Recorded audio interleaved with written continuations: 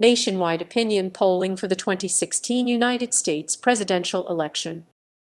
This page lists nationwide public opinion polls that have been conducted relating to the 2016 United States presidential election. The two major party candidates were chosen at the Democratic National Convention and Republican National Convention in July 2016.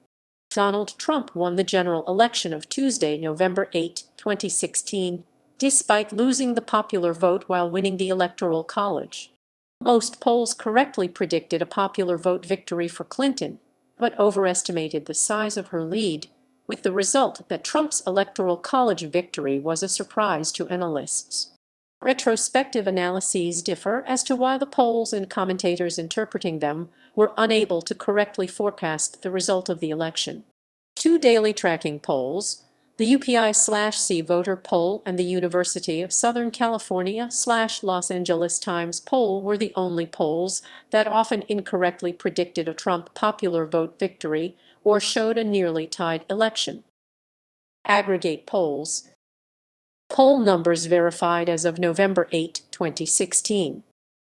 Individual polls. Two-way race. After convention nominations. Polls conducted in 2016.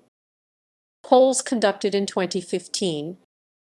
Polls conducted in 2014. Polls conducted in 2013. Three-way race. Four-way race. Five-way race. Post-election analysis. BBC News discussed whether polling should be abandoned due to its perceived failure. Forbes magazine contributor astrophysicist Ethan Siegel performed a scientific analysis and raised whether the statistical population sampled for the polling was inaccurate, and cited the cautionary adage "garbage in, garbage out." He concluded there may have been sampling bias on the part of the pollsters. Siegel compared the 2016 election to the failure of prognosticator Arthur Henning in the Dewey defeats Truman incident from the 1948 presidential election.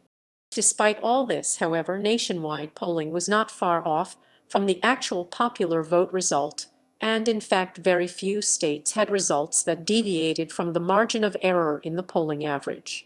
In a 538 article, Nate Silver defended the performance of the polls in 2016 as historically average and argued that media organizations need to do a better job of informing their readers about the uncertainties associated with polling.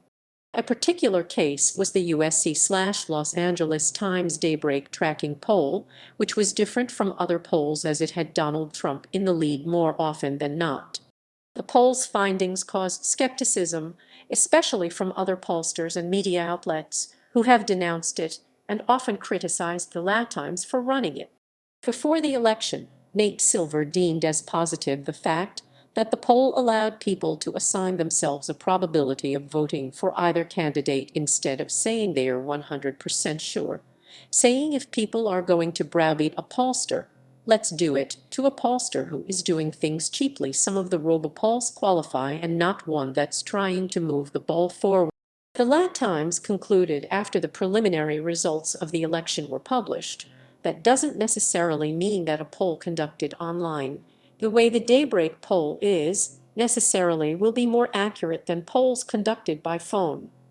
And it is yet another indication that polling needs more diverse ways to look at public opinion, not fewer.